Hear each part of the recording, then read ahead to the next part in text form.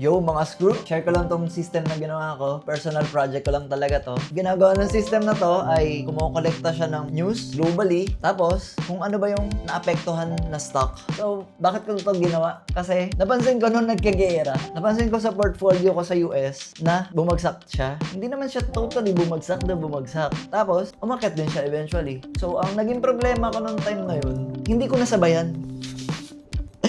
Hindi ko nasabayan yung mga stock. Dahil sa sobrang dami nga na pwede mong makitang mga stock at hindi mo naman pwede rin sabayan lahat yun. So, sa isip ko, what if gumawa ako ng system na nagfi-filter ng talagang mga apektadong stock at masabayan ko siya paangat ulit. Kasi yun yung na-miss ko eh. Yun yung na-miss ko. Kumbaga, bigla lang ako nagkaroon ng realization na dapat nasabayan ko to eh. So yun, itong system na to, pangalan niya ay Sentivex. Ibig sabihin, sentiment vector. Sentiment, ibig sabihin nun parang mga news, ganyan. Tapos vector para direction. So, ayun, kukolekta siya ng mga news, sabay, tignan natin kung ano yung magiging direction.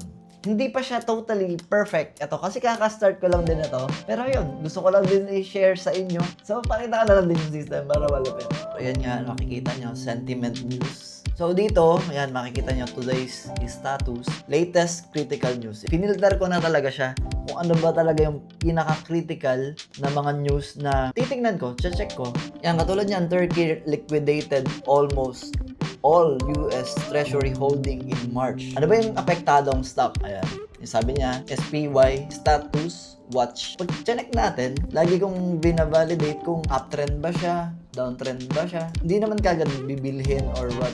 Kumbaga, i-watch list mo lang siya. Ito yung time na sinasabi ko sa inyo nung nagkagera.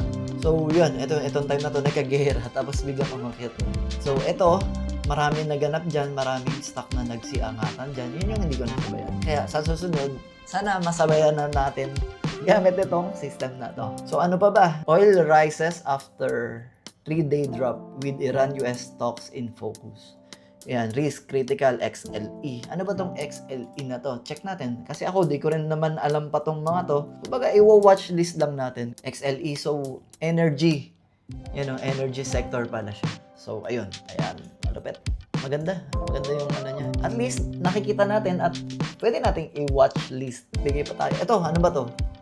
Kawasaki Heavy to partner with NVIDIA Open US Robot Center. XLI naman yung apektadong stock. Check natin kung okay.